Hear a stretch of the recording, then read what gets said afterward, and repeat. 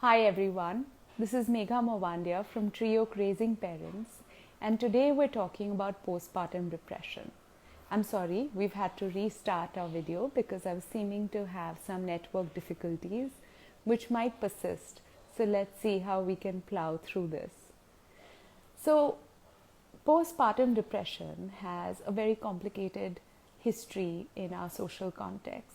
A lot of people who go through it don't necessarily recognize that it is postpartum depression that they are experiencing. Many of them who talk about it realize many years later that this feeling that I had was actually PPD.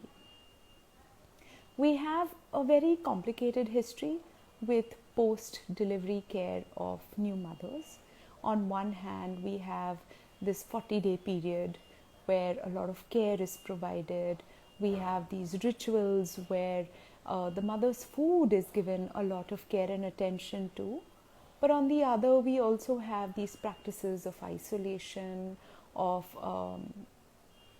of negation, and this lack of allowance for feelings, whatever they may be.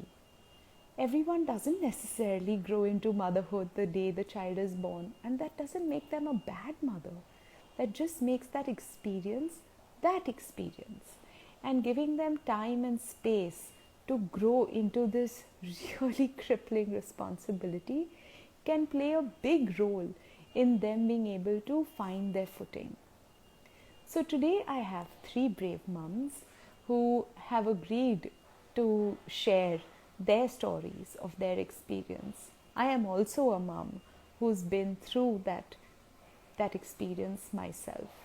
And as we build this conversation, we're all going to talk about what it meant for us and how were the experiences, what helped, what didn't, how did we feel in those spaces, so that we can try to bring this conversation more in the forefront and more and with less let me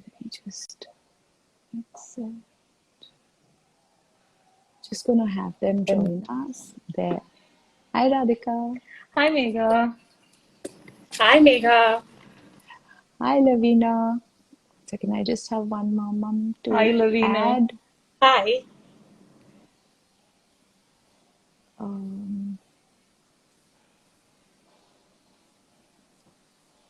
Okay. Sorry, I just need to add Megha.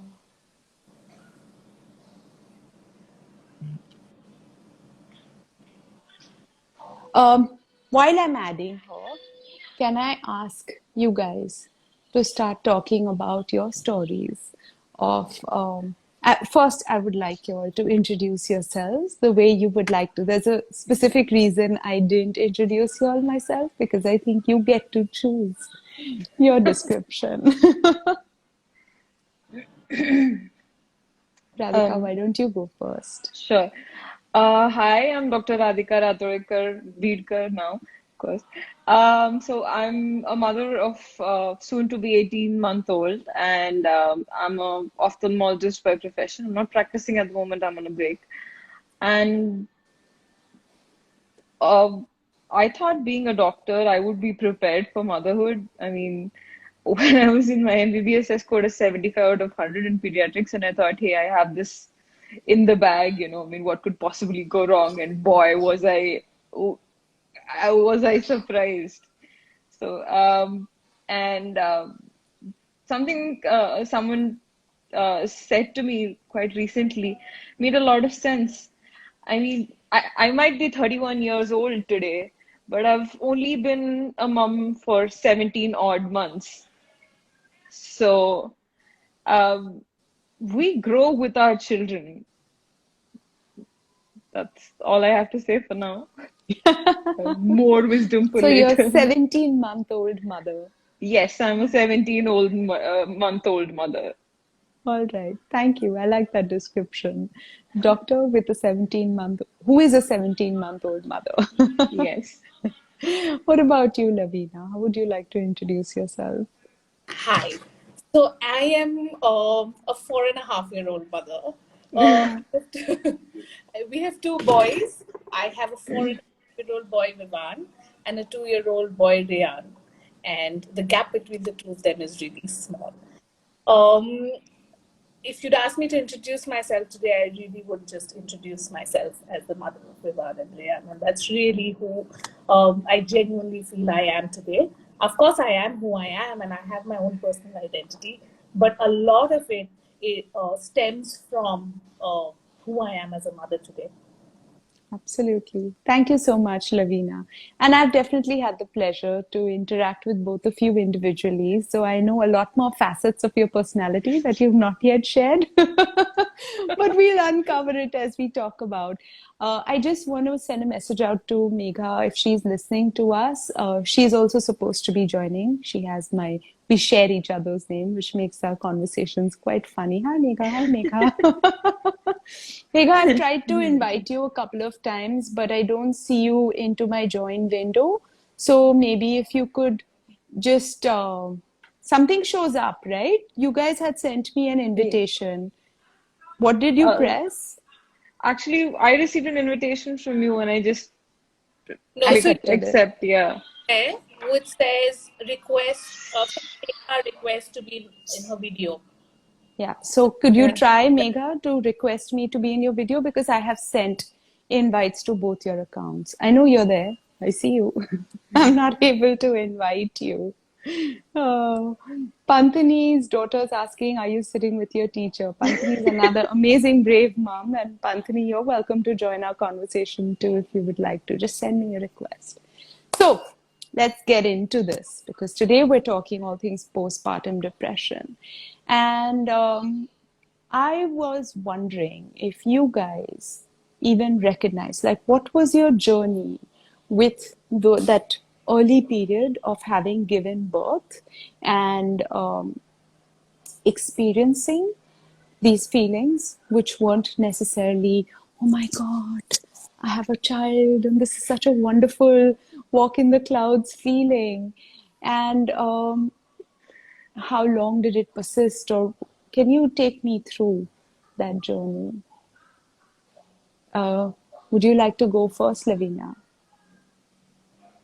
Can't hear So you. I, Huh, so I'm you're going to back. start by telling. So I've had, like, I have 2 children, right? So I've had to do this twice over. Mm, With me, of course, it was, you're just going through life and you're going yeah. through the motions. There's a lot that changes. You're also, the moment your baby is born, you're also in the process of saying bye bye to your old life, which we don't even realize we are doing, right? But we are, in whichever form. If we are working mothers and we are going to go back to our jobs, even in 6 months or whatever the time period might be, we don't go back the same human being that came in, Yeah. right? So there is that part of saying bye bye to your old life or life as it was, uh, which we're dealing with without even realizing.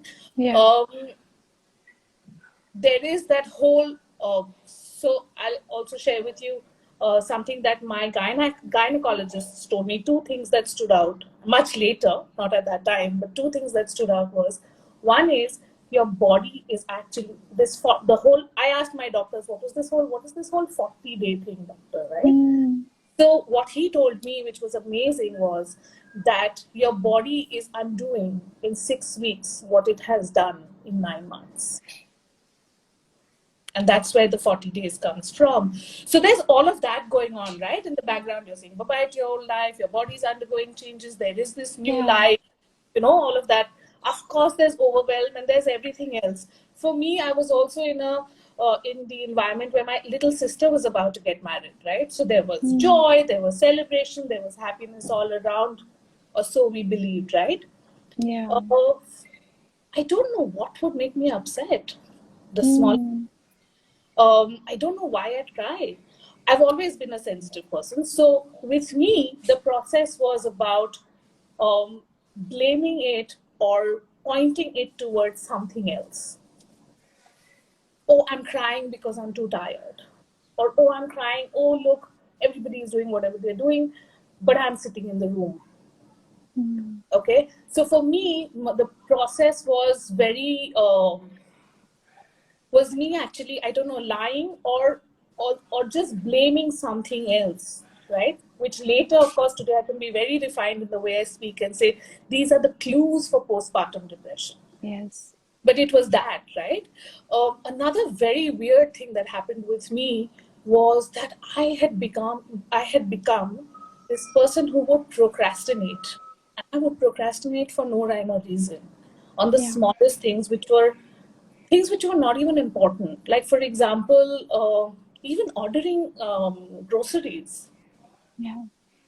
I wouldn't do it until I just had to, because I realized later was that every little thing that was expected out of me to do and to function, whether it was as a mother, whether it was as a homemaker, whether it was even for myself to get up and just wash my hair, because I haven't washed my hair for the last 3 days, you know, began to become extremely overwhelming and extremely, I would get extremely tired.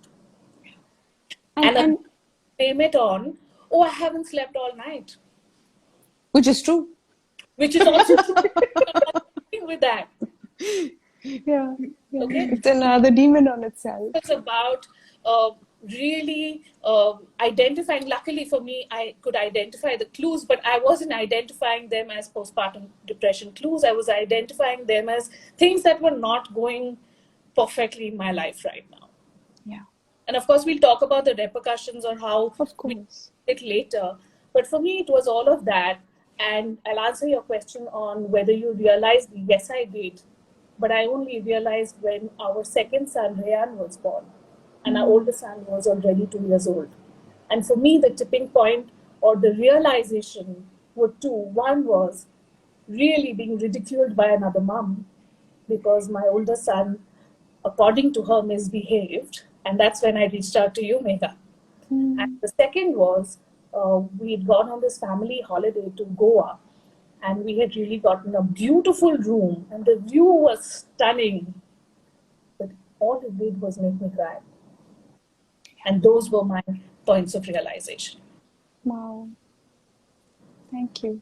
Thank you for sharing, Lavina. Yeah. I just want to, Radhika, before we come to know, because there's so much resonation that I'm feeling with what you've just shared, because like I said, I went through the experience myself.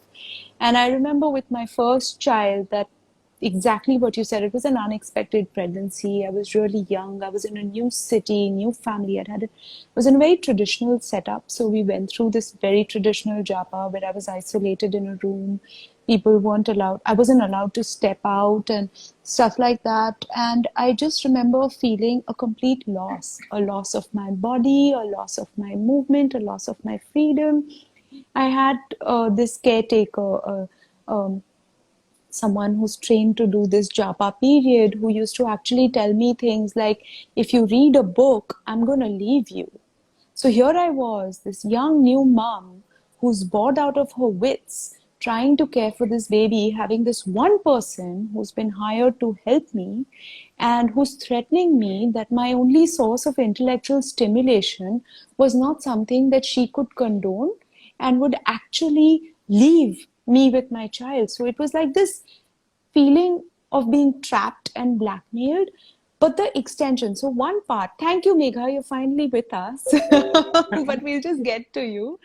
And one part of this experience was just the helplessness of it, but the recognition that this feeling continued for some time. It wasn't just a 40-day feeling that came and went.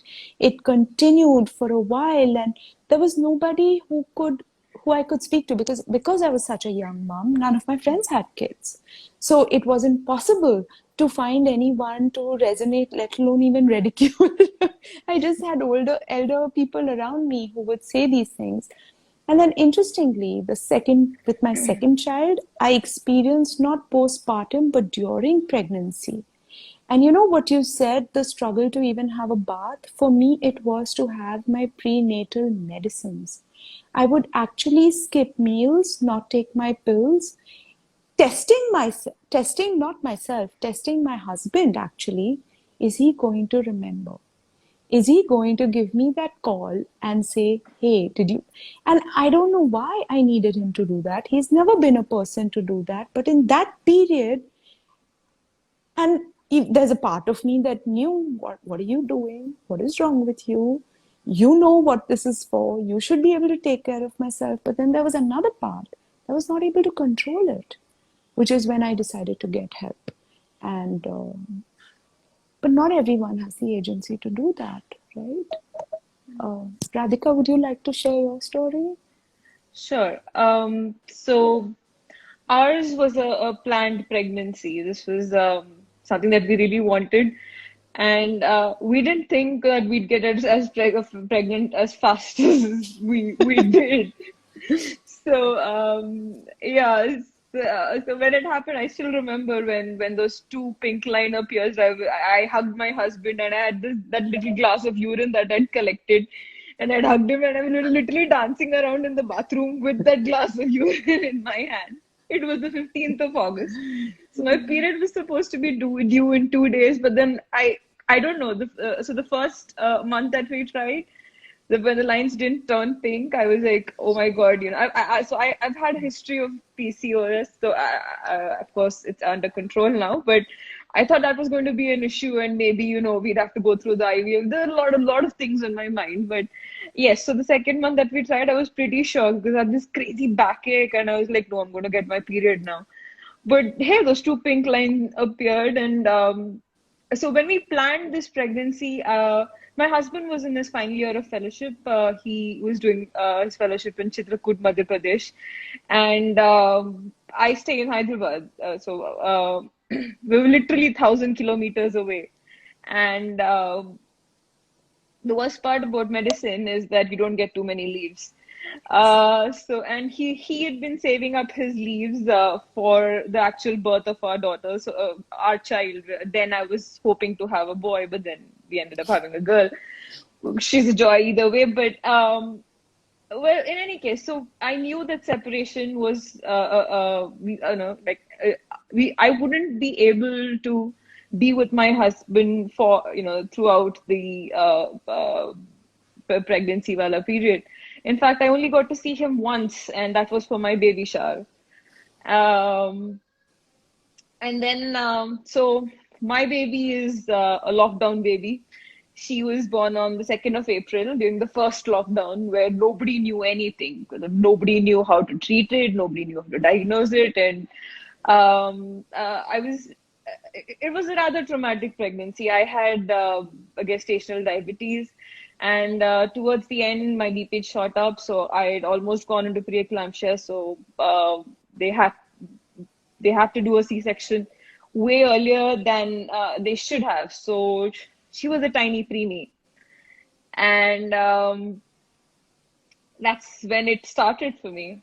Of course, at that point of time, I did not realize what I was going through was depression until much later. I think it took me a year to actually understand what I was feeling.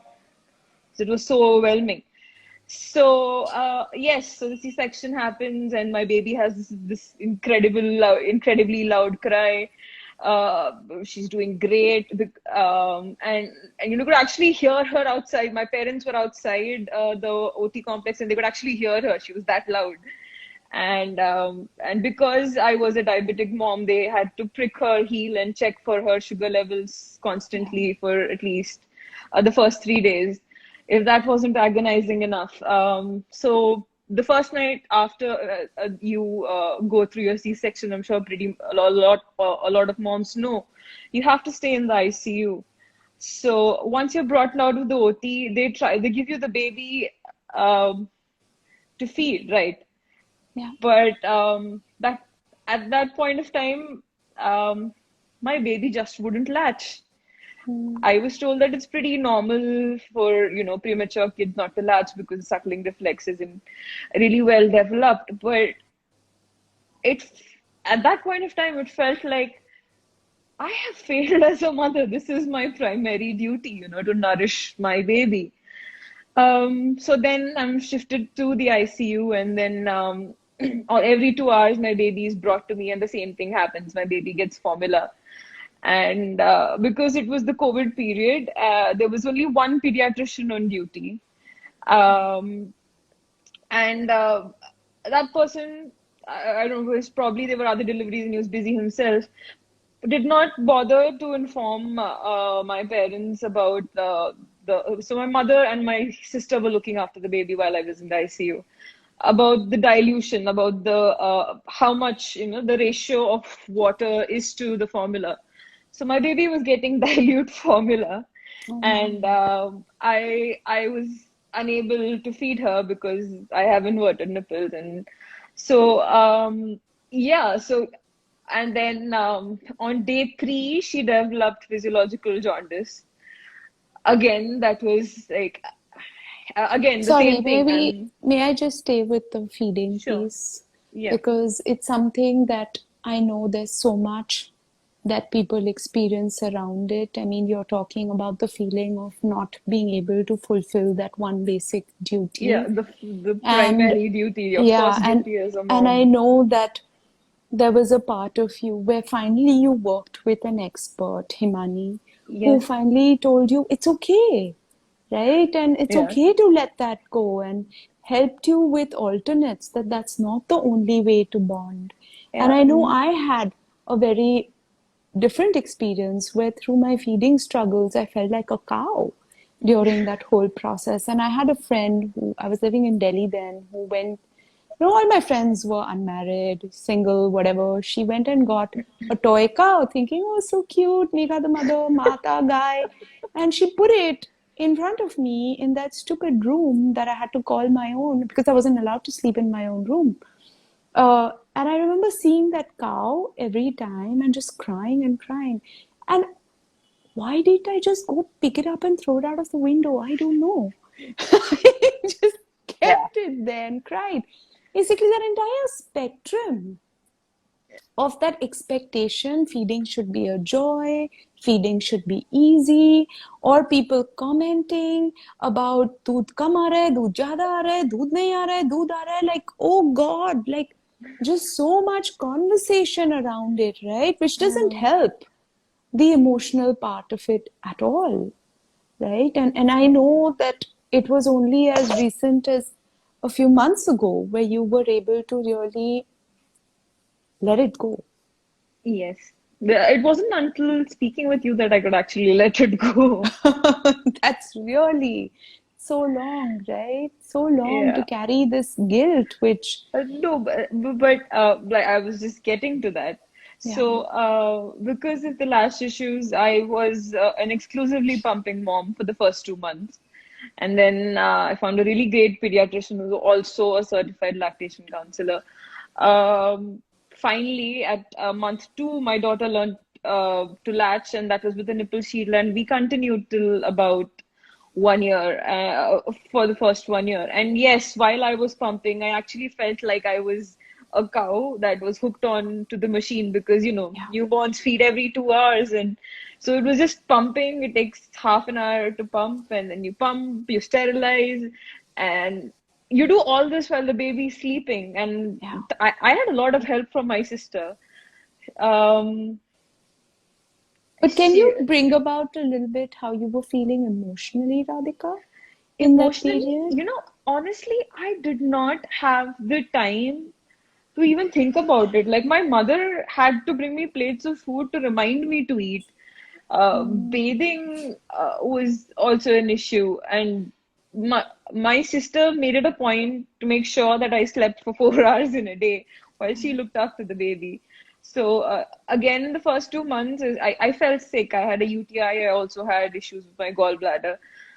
So the first 2 months were very difficult. I yeah. mean, And if I may I, just pick up on what you have said, which is not noticing about hunger, not noticing about sleep, that basic self care and executive functioning that we have to care for ourselves, and how for you a lot of it overrode into, okay, this is what I'm supposed to do for my yeah, child, but exactly. it came at the cost of what you had to do for yourself. And I do believe that that's a very important marker of postpartum, right? Where I True. forget that I'm a person who needs help and support.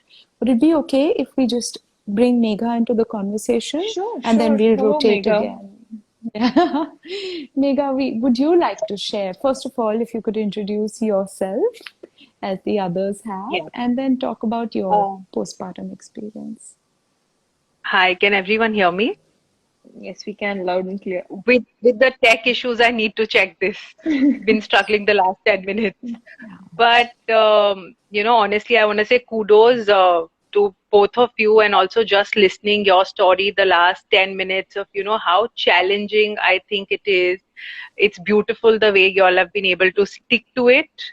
I am going to introduce myself, but on the feeding bit, I just want to say, so I let go sooner because I realized either I'm going to lose my sanity, because I did realize that it was postpartum and I did get a lot of support. But there came a point where I literally cried in front of my pediatrician and said, literally, I don't think I have it in me to do this anymore. I had an older child with me. My son was 3.5. I was 2 months postpartum. I was crying every day. I didn't have a reason to cry. I had all the support possible. At the end of 2 months, my mother, who had come down to help me with my second baby, she got hospitalized with something. And that was the last bit. I said, I am not pumping. I am not feeding. I don't think, because I couldn't think straight. Like, I had no reason to be crying. I was not enjoying my baby. I really wanted my second child as a girl. My whole house wanted a girl. And she came and she's beautiful. But I could not enjoy even 1%. So there was definitely a clash between the picture perfect expectation versus what I was living. And literally everyone could not see a reason. And that's when at 6 weeks I said, I'm sorry, I need help. I can't deal with this anymore. Because my 3.5-year-old is looking at me and I'm not even looking at my 2-month-old. You're at that state because you don't know what's happening, and you think you've been there, done that, you've had an older baby, whatever possibly can happen has happened, and you're totally in control, and you totally lose control. So my introduction is that I am hi, so I'm Megha, my namesake. So and I have two kids. My older one's 7, my younger one's now 3.5. And I went through postpartum with my second one, and which led to a journey of a lot of things, self-discovery, and figuring out what I literally want to do, which actually led me to study therapy because I fell in love with it, and I'm happy to pursue it as my passion today. So yeah. And Megha has been a part of my journey. I have come to her many times when I didn't even know what to do, and I love her macro approach. She would always say, but how are you doing? Which I would never understand. I said, but I'm coming for something else. Initially I would say, no, but this is about my son, and this is about my daughter. And she's like, no, but I want to talk about you. And today I understand, what that did to me. So I want to thank you today for that. You're most welcome, but I have to say that you never really resisted it. I just had to ask you once. You were wanting to talk about you. And I think I realized only after talking that, it is very important to reach the source, and the source was me. My children are taking everything from me. I am the movie, I am the character that they're following. And the way I react in this situation or any situation is what they learn in their head to do, years later. Because I remember being told that, why you are so giving or why you're having such high expectations is because that's what you've seen as a child, is what is the primary duty of a mother. And I went and I thought and I thought and I thought, and you were right. And so it's basically very important, because sometimes we don't allow ourselves to feel what we are feeling in that moment, because you're like, no, I have to be this perfect mother doing the duties. I have to be feeding because that's my prime duty towards this baby.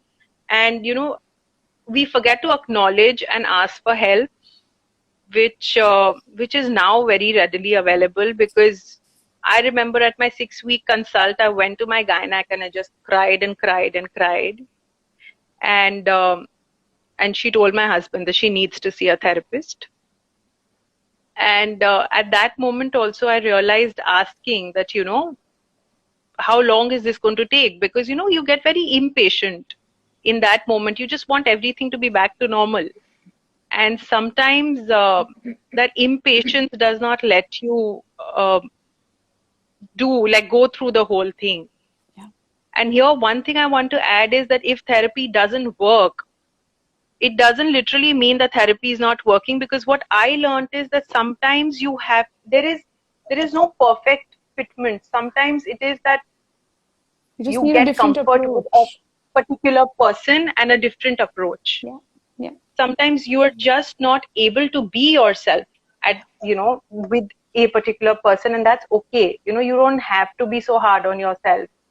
And I remember trying a lot of things, and in the end I found a lot of comfort in art therapy. But I have to say, uh, Megha, that that's amazing to hear that you were able to persevere to find multiple solutions, because the whole thing about being in that state is um, the lack of personal encouragement. I'm not finding the right word. Also personal Motivation. commitment, The lack of yes. motivation to stay at it, to look for solution, because there's this cloud of hopelessness that tends to shroud everything. But to pick up on a couple of things that you shared right now, which is one, that there is a lot of help available. Unfortunately, yes and no. Yes, there are pockets of help available, but no, unfortunately, India is a country of people living in different centuries at the same time, and there's a lot of ignorance that persists in circles where it shouldn't.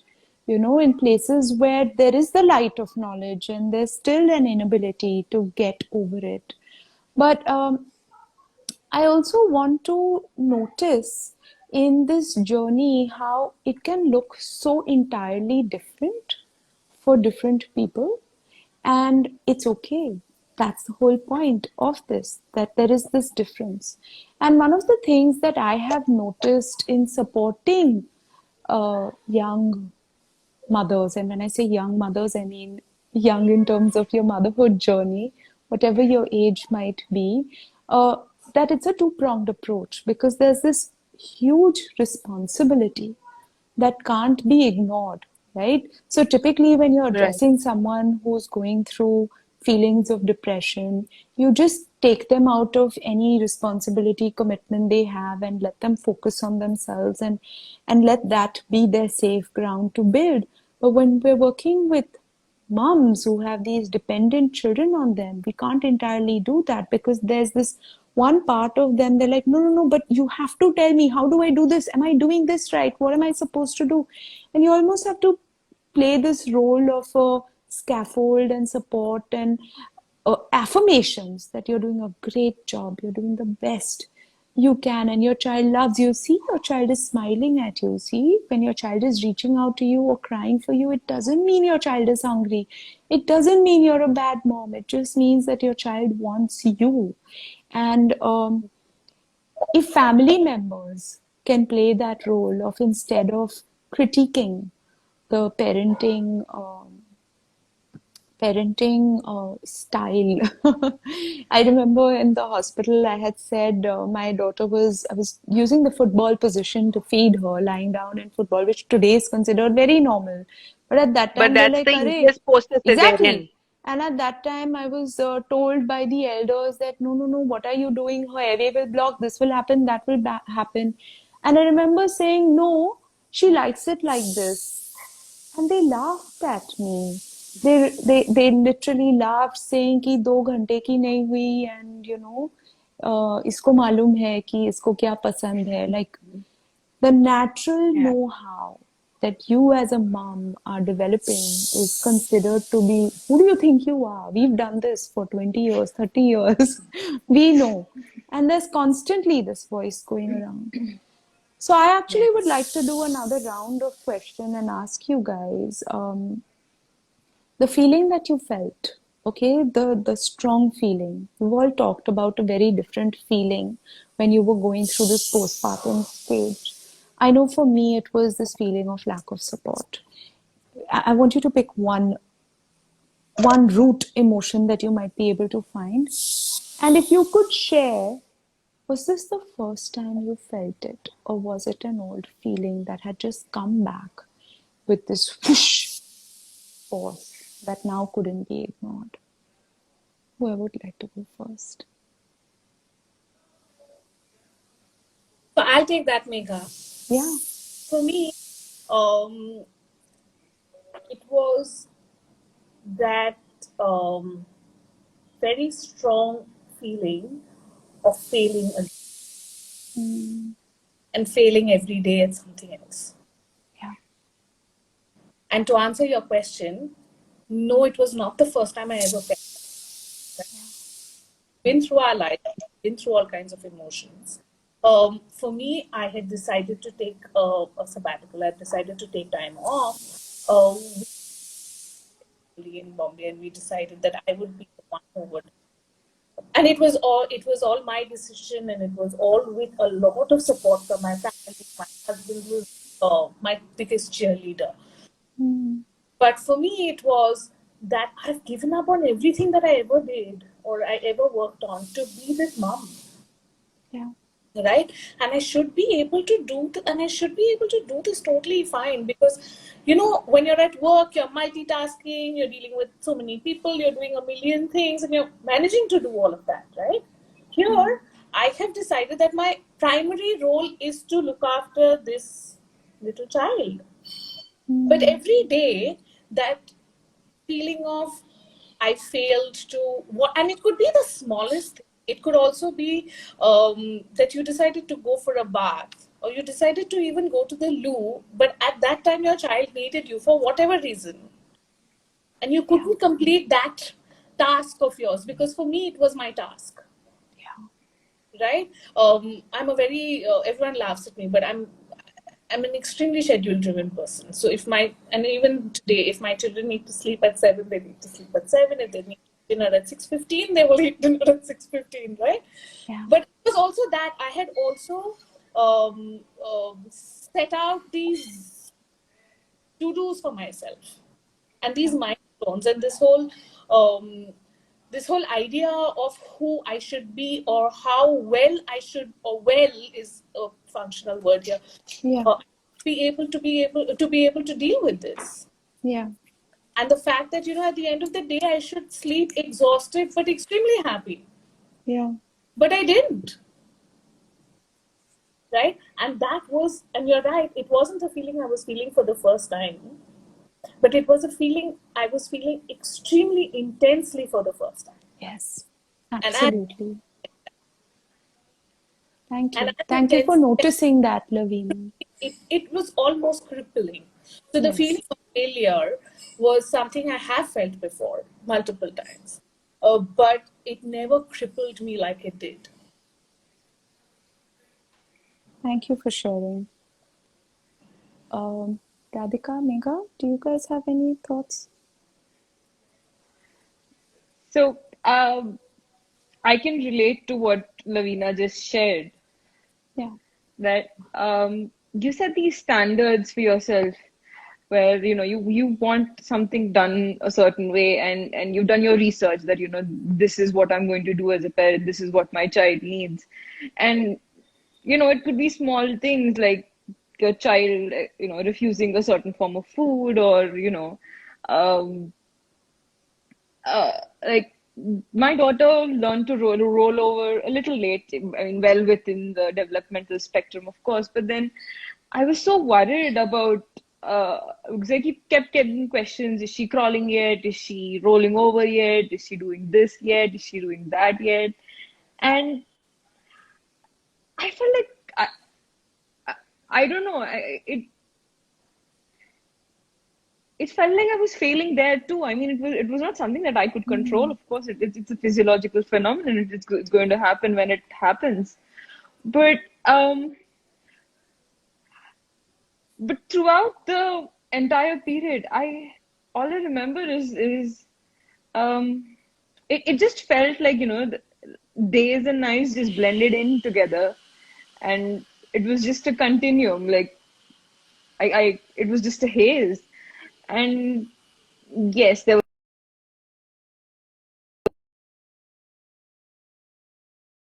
and a sense of helplessness. And I won't deny having felt that before, but of course not to the intensity that I was feeling it now, So or when the you say, frequency.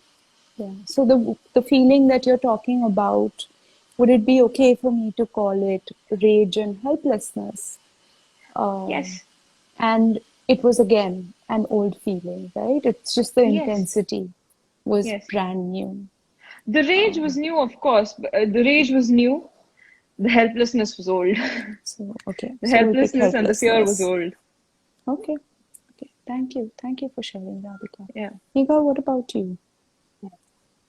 So as you know, taking from what everyone just said, just a little background. So I was a banker, obviously, before my kids were born. So 11 years I was working. So I literally had never been home. So after I had my son, it took me a while. He had lactose intolerance and certain reflux and would not sleep.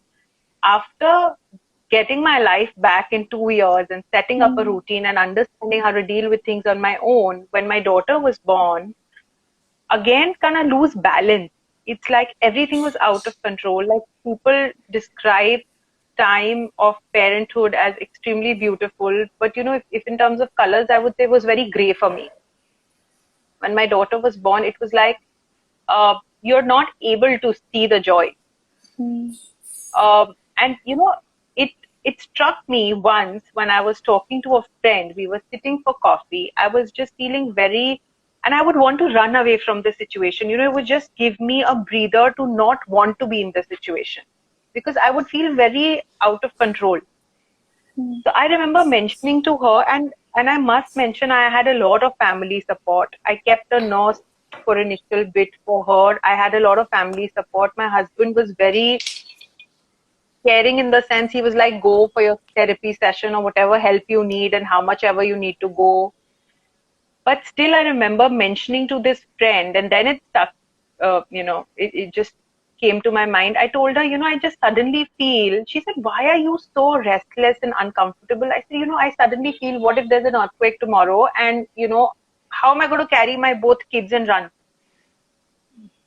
It made me feel very, I'm not enough. I And have to was this depend an on old others. feeling? This was an old feeling with my older one, but it didn't put me down. I don't know, maybe it was the hormones playing. It was not so pulling down. It was a feeling I've had earlier, but never so intense. Hmm. The degree was much more. This time, the degree was such that it was bringing me down, like the motivation to Yeah, work on but yourself is sorry, but going. you had it during your older one's time in smaller degree, is what you're saying. The I larger didn't feel, feeling came I with your felt, second one. yeah, with my older one, what was there was a lot of newness. Like, Correct, I didn't know if anything was happening. correct. But So my obviously loss of control. absolutely. Sorry if you don't mind me probing a little further on this, which is this feeling that you're describing, this not having an exit strategy, this grayness, this loss of control.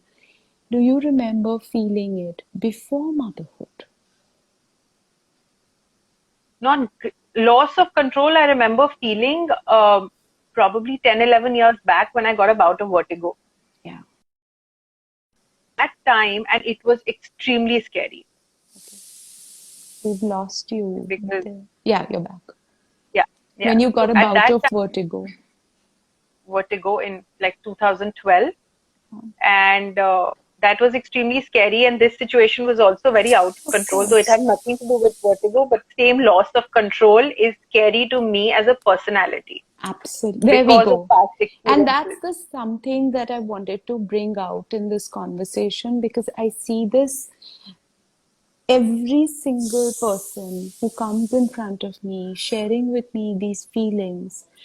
Even with COVID, COVID has brought about a lot of feelings of loneliness and these experiences of depression. And people say, oh, it's because of COVID.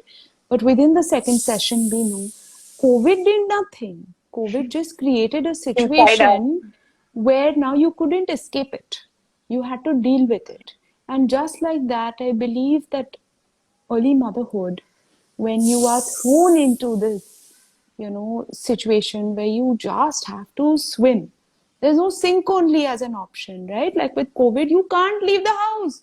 Do what you want, kill each other. You can't go anywhere. And these feelings that come up are typically very old feelings that haven't been addressed. And I'm making a point out of this because a lot of young moms, like people who are planning or people who are in their pregnancy space, I'm noticing because a bunch of them are coming to me, but my hope is more and more recognize and start to prepare themselves for this so that when it comes, because it hits like a ton of bricks, it's almost like, you know what, I'm prepared for you. I got my sanitizer, I got my mask. क्या कर लेगा तू? And it sometimes helps, not always, but sometimes you have some tools, right, to work through it.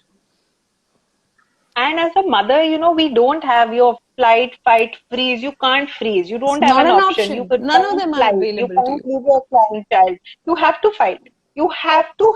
There is no option to run away. But I'm going to say, Megha, sometimes it's okay to freeze also, and it's okay to flight because sometimes that is what is needed. And there are people where people do step in and help out because I had a mom who went through, she was experiencing bipolar and she went through a low phase right after delivery and she had to exit the situation. And 6 months later, when she did come back into the scene because she had to get psychiatric care, etc., she just kept on feeling these layers and layers of guilt that I wasn't there for my child when my child needed. And what we were really working on is just making her realize how she has shown up for her child again and again. And if she needed that 6 months to her for herself, it's okay, right? It's okay. Absolutely. You can take it because you have the rest of your life to be there, to show up for your child. So I'm actually saying you feel like they're not available to you, but what if it's okay? And how about I allowing think so. It's yourself again to just a access matter it? of conditioning is what you feel. But at that moment, I have to mention that, my family did step in and I was given that 1 hour to get out for a run or a walk if I needed to because it was helping me. I was, Sorry, because you're I answering have, my next question, so I want to frame it yeah, and then you answer it. got it, got because it. because now I wanted to bring about that what were the ways Work. in which people showed up, in which you felt supported, and this will be our last round, so that people who care, people who are the caregivers, people who want to show up for that mother who's going through this experience, and like Aisha over here has mentioned, it takes a village to raise a child. So people who belong to that village, they might know what are the ways in which they could show up, right, for each other. I know for me, all my school friends actually, they all lived in Bombay. I was in Delhi. They made a trip to meet me and stay with me for 2 3 days, and that felt like showing up. They didn't know shit about motherhood. They couldn't do so. They couldn't judge me. They were just going, oh, awesome, you're so good, you're so good. But just having them around and busting that feeling of isolation was what I needed at that point. Can each of you share, and if you could keep it short because our session has gone on for pretty long, of what are the ways in which you think people showed up for you and you felt supported? I would like to go first. I'll take that. Yeah. For me, and I want to respond to what one of your people have said. It takes a village to raise a child is very, very true. For me, of course, very early in the game, I realized I was my child's entire village. Mm. Yeah. And I realized that I have a lot of help I have great support. But for me, I realized I was the only one who could bring myself out of this. For me, it was really a journey that I had to take on all alone. For me, that is what it was, right? Absolutely. Yes, of course. And what I needed was for some help on the back end, for some help for my staff to help me with my children, my husband to be available a few times if I just wanted to step out for about half an hour or so, without me having to feel, oh, the whole world will come crumbling down because I decided to take a walk for half an hour, or because I just go out and have a cup of coffee or meet another adult, right? So yes, I needed that support, and very luckily for me, that came in just at the right time, and it came very subtly. It did, but for me, it was, like I said, a lot of forgiveness towards myself for feeling this way. So for me, the first step towards my journey in healing was actually forgiveness. Of course, realization, that's the first. But once you've realized, is also to forgive yourself and to be able to rebuild slowly, one block at a time. I just want to, Lavina, I have goosebumps listening to you say that because it's so true that sometimes that forgiveness and that support is actually something I have to seek inside, acknowledge it, accept it, and it's enough. I feel that whole conversation that others are going to do it and I will have a village and people should and people do. And for many, that's not the case. And to just be able to empower ourselves to say, Absolutely. you know what, I'm going to show up for myself. So for me, it was that whole. I even remember when this happened. I remember having a conversation with a friend who was telling me how, she left her daughter with her parents, and she and her husband went off to Sri Lanka for a holiday. And I remember, my reaction to that was, you're talking about a holiday. I don't know if I have the liberty to fall ill or to get fever, right? And I remember staying with that feeling for very long. But I also remember uh, then giving myself a little pat on the back and saying, "Hey, I'm the only one doing it all alone, and I think I'm managing totally fine." And that is what really empowered me, along with my forgiveness, like I said, to move forward and saying that it's all right. I will falter, and that's fine. But then, if I have said that I'm my entire village, I'm the entire village, then even if I falter and I spoke about the intense feeling of failure, I fail only in front of myself, and that's fine. I am going to allow myself. Thank you. Thank you. That was really beautiful and very important. Radhika, Megha, would you like to share who showed up? Yeah, I want to go back, and I'm talking about what I felt 4 years back, because today I think very differently, because I'm in a different state of mind and a different age of my children. But at that point, I remember, uh, for me, it was a very big thing that if I have broken down in front of somebody, my family should not feel embarrassed. And that was a very big thing which gave me support, because I was somewhere, I don't know, I didn't want to stop my emotions, because I was feeling very emotionally, there was like a whole turmoil inside, because there was just so much happening which I could not understand. So I think what really worked was for my family to embrace it very gracefully, and which, sort of helped me allow myself to process my situation, and then give me the courage to get as much support that I felt I needed. So as you said, it's okay to have flight and freeze response, because they were covering up. I could afford to do that because I was missing normalcy. They could say, it's okay, you go on a date night with your son, you watch a play, you have your dinner, you come back, don't worry about the little one. And I remember just, and for me, I don't know, a lot of times it's just that we want to be by ourselves, but for me, I was really missing my older one also. And you know that I've mentioned it earlier to you as well. So I, it would give me some form of normalcy along with that time to heal and recover from what you're going through inside, because they were there to give support. And also in terms of my husband, I remember I went somewhere and I had tears in my eyes and I was crying. We went for his appointment and we were talking, and I knew his doctor very well, and I just broke down, and she knew I'd just delivered, and she said, Megha, I'm concerned, and but for my husband to understand and not question at that junction, that hey, it's embarrassing, because initially he is the kind who doesn't openly show and express things.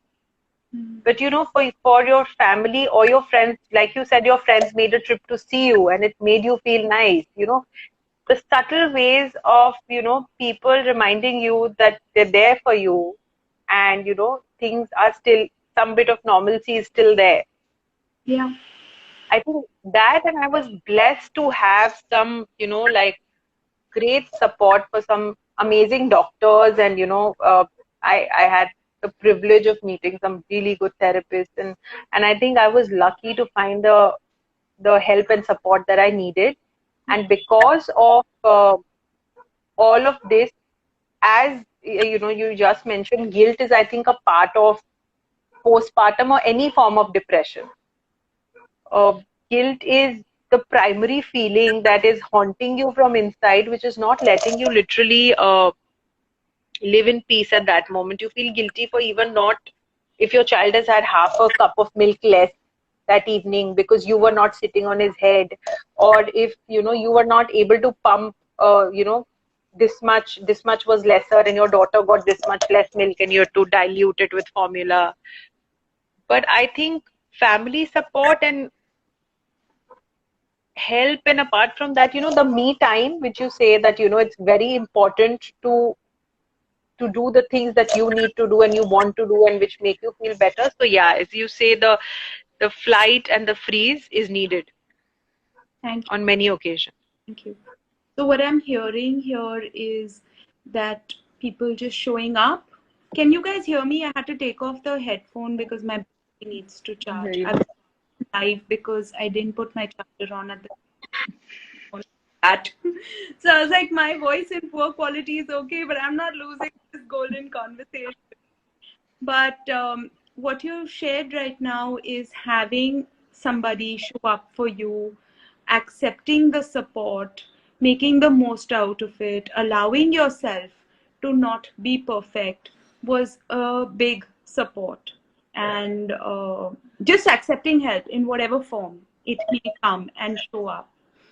And I think it was the first time in my life that I asked for help. Yeah, and you asked for help. Wow. See, that's first time. Yeah. Radhika, what do you think helped you that people did? Like you mentioned, your sister took over caring for your baby. Yes. In fact, remind you to sleep, to eat, to carry out what were functions which were yours. Can you? If I could be a little elaborate here. So my sister looked after me throughout my pregnancy. She'd make sure that I checked my blood glucose levels, I took my insulins, I took my meds. She'd take me for my doctor's appointments. She'd be there with me for the scans. She was with me every step of the way. In fact, the night that my blood pressure had shot up, she'd stayed up with me all night. She didn't sleep until the baby was born and it was fed. That was when she was awake for a good 36 hours. She was running around, she's doing everything possible. And like I mentioned before, my daughter was in the NICU because she developed jaundice 3 days after her birth. And believe it or not, every second hourly, she would go with a bottle of pumped milk for my baby. And after we came back home, she made sure that, I got at least 4 hours of rest. She would feed my baby, change my baby, clothe my baby, bathe my baby, of course, with my mother's support. And she would take me out for drives, and those drives really helped, those 15-20 minutes that we were out on the road, just away from the from being constantly responsible for a new life. And it just those 15-20 minutes of being away, of just stepping out, were really helpful. And then, of course, so my husband wasn't there for the first 2 months after Ira was born, because of the whole lockdown wala situation. And then after he came, he did the same thing. So I had my sister and my husband helping me with my baby. And then I think around when we hit the 6th month or the 6th month regression with my daughter Ira, we started consulting Himani Dalmia. And we still do on occasion whenever we hit the regression wala bumps. So I've worked with her quite a bit. And it was her who actually, made me realize that what all this that I was going through was actually postpartum depression. I mean, I didn't have a label for it back then. I thought this is how it is supposed to be. I mean, I didn't even know I was depressed till someone pointed it out to me that, hey, what you're doing is it's not abnormal, but then just away from normalcy, and you should really speak to someone about this. And then I met you, and here we are. So and of course I've had a lot of support from my parents and my in-laws, but more than that, it was just, I wish I had known sooner that that helplessness, the fear, the anxiety, and the inevitable rage that followed was actually postpartum depression. I mean, I just thought it was just something to do with being overworked, underfed, sleep deprived. And I just thought that, hey, this is normal, because when I speak to my mom and other mothers, my aunt, they said that, hey, this is normal. Kids don't sleep. Kids, they don't eat at the right time. They fall sick. Nothing they do is what you expect from them. So all this is just a normal thing that you're going through, and it happens with everyone, but nobody really had a label for it, and nobody really told me that this is something that needs to be looked into. And but I'm really grateful for you, Omega, for the work that we are doing together even now, because while we might have worked on one sad aspect of it, I've come to realize that I have changed as a person. I mean, earlier it was like both Lavina and Megha said earlier, it was just you. It was just Radhika. I was just me. Now I'm responsible for another human being, and I'm going to be a mother for the rest of my life. Even after I'm dead, I'm still going to be a mom, and that's not going to change, is it? I'm still going to be a mom for my daughter, and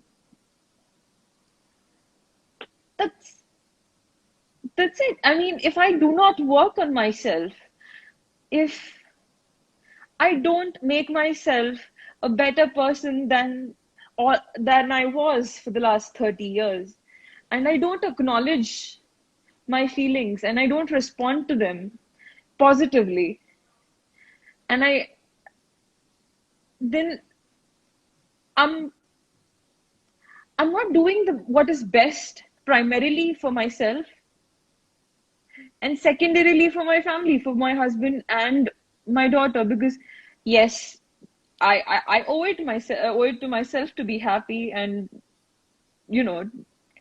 if I am happy, everybody else is. Absolutely. I think that's a perfect note. I'm sorry, we're like hit 70 minutes and I know everyone has stuff to do. I'm sorry. And Yeah. no, not at all, Yeah. because what Yeah. you have shared is actually the conclusion I had wanted to use. So thank you Yeah. for bringing that about. Because yes, this is a role we're going to have for the rest of our life, and we owe it to ourselves and that being that we've brought in to show up for ourselves and do the work that needs to be done, do the healing work, go through these really difficult decisions. And I'm just so proud to be part of this circle where you guys have shown up to do that work. And not only for yourself, you're sharing it with this community out here. Just to quickly acknowledge the things people have shared over here. Um, Depictions has been talking about how social media has allowed for information to flow, so for these conversations to happen. But unfortunately, the tradition places, the elders don't necessarily have that know how that we are gaining, right, as a collective society. And I so completely agree with you, where there's this pressure to convince society that what I'm following and doing is the right stuff, that just because it's not what हमारे यहाँ ऐसे ही होता है. Who is this हमारे? I ask this question all the time. कौन है हमारे? It's me. And then there is this other that it took me 6 months to understand that let it go and what you're doing is best. Yes. Unfortunately, we sometimes take too long to let go of toxic patterns and unrealistic expectations. So I remember Lavina used this word that there was a lot of should, and I felt it because I feel should is such a violent word. I feel it in my body, and I feel like an instant like resistance to it, because when we hold on to it, it makes it impossible for us to show up for ourselves and bring the dexterity for change, right? And Aisha's statement of, knowing the right answers, you're just supposed to know. Again, the should shows up, and you're not allowed to say, "Hey, I don't know, and I'm figuring it out." So it's in both sides of the extreme. When you search for answers and people don't like you searching for answers, and then there is this expectation that, but you should know, and I don't know. So thank you all. Thank you so much for being here, for taking your time out on a Sunday and sharing these beautiful stories.